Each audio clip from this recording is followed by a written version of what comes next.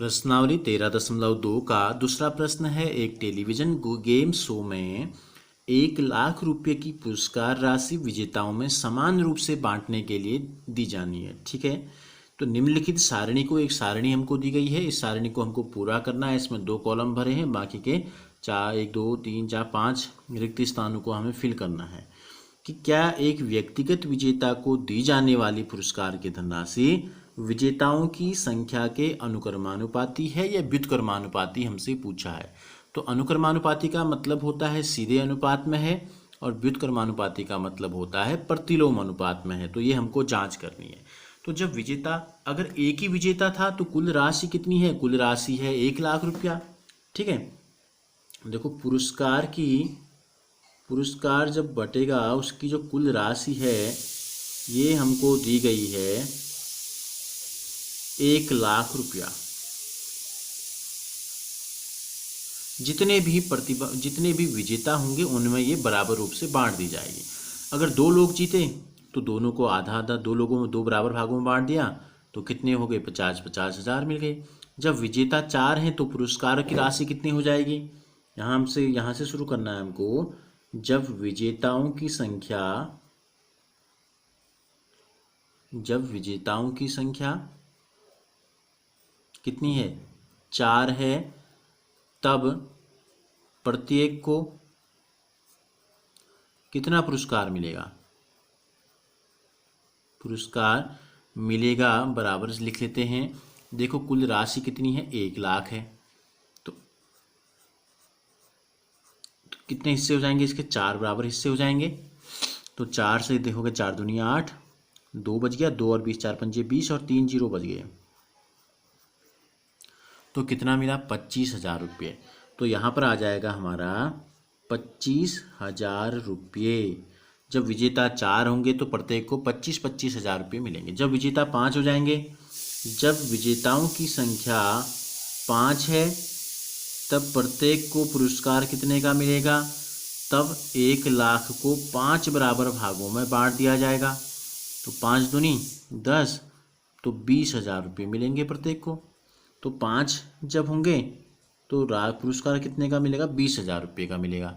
ठीक है, जब विजेताओं की संख्या 8 हो जाएगी, जब विजेताओं की संख्या 8 है तब प्रत्येक को कितना पुरस्कार मिलेगा ये हमको बताना है।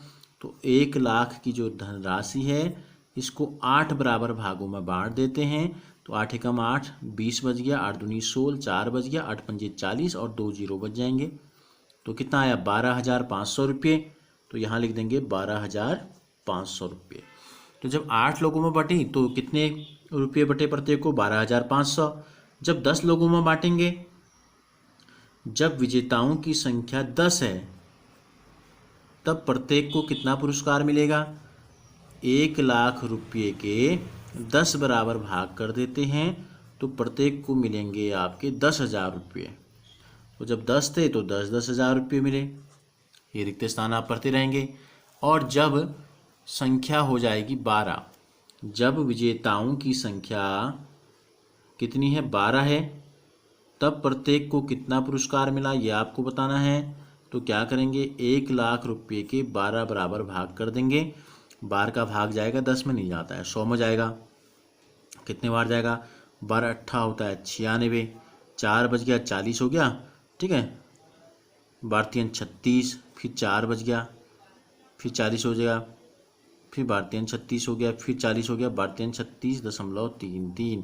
तो ये आ गया 8,333 रुपये, 8,333.33 रुपये। तो ये तो हमने भर दिया, रिक्त स्थानों को हमने भर दिया। अब हमसे ये पूछा है क्या विजेता को दी जाने वाली जो पुरस्कार की धनराशि है ये विजेताओं की संख्या के अनुक्रमानुपाती है या व्युत्क्रमानुपाती? अनुक्रमानुपाती का मतलब है सीधे अनुपात में है और व्युत्क्रमानुपाती का मतलब है प्रतिलोम अनुपात में है। तो जैसे देखो, सीधे अनुपात में तब होती जब विजेताओं की संख्या बढ़ रही है और धनराशि भी अगर बढ़ रही होती तो अब हम इसको कहते हैं सीधा अनुपात। लेकिन हो क्या रहा है? विजेता 1 था तो 1 लाख मिले, विजेताओं की संख्या बढ़ के 2 हुई तो धनराशि आधी हो गई, उल्टा हो रहा है। फिर विजेताओं की संख्या को दुगना कर दिया, 2 से 4 कर दिया तो 50 से फिर आधा हो गया 25। 4 से 5 बढ़ा तो 25 से घट के 20 हो गया। तो विजेताओं की संख्या अगर बढ़ रही है तो क्या हो रहा है, धनराशि जो है घट रही है। तो इसको इस प्रकार से लिखते हैं, इसको लिखते हैं विजेताओं की संख्या, विजेताओं की जो संख्या है, व्युत्क्रमानुपाती को इस प्रकार से लिखते हैं, एक संकेत होता है ये, ठीक है। एक बट्टे में लिख देते हैं, एक बट्टे पुरस्कार की राशि, या सीधे सीधे लिख देंगे विजेताओं की संख्या, विजेताओं की संख्या के पुरस्कार में दी जाने वाली राशि विजेताओं की संख्या के व्युत्क्रमानुपाती है, या इसको इस प्रकार से लिखते हैं।